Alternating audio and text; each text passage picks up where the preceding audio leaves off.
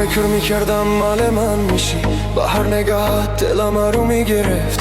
هر لحظه با تو مثل خواب روشن، فکر میکردم این راه تا ابد میره.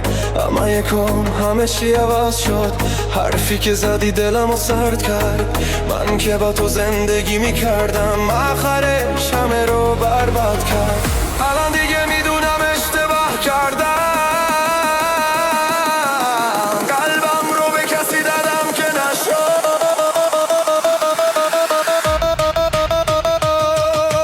برو برو دیگه دلم نمیخواد تو رو، دیگه هیچ حسی ندارم بهت. برو برو روحم از تو جدا شده، دیگه نمیم دنبال تو.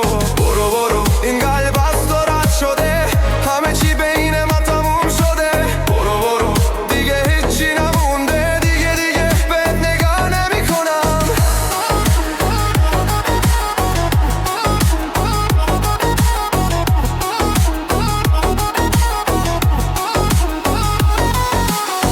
یه وقت فکر میکردم بی تو میمیرم، الان میبینم که راحت میشم.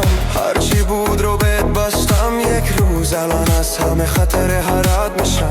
تو اون کسی نبودی که میخواستم، یه تصویر بود که خودم ساختم. الان دیگه قلبم ازت شده، از این بعضیا خسته شدم.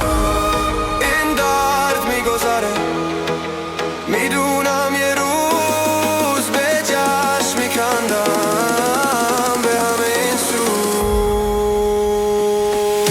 برو برو دیگه دلم نمیخواد تو رو، دیگه هیچ حسی ندارم بهت.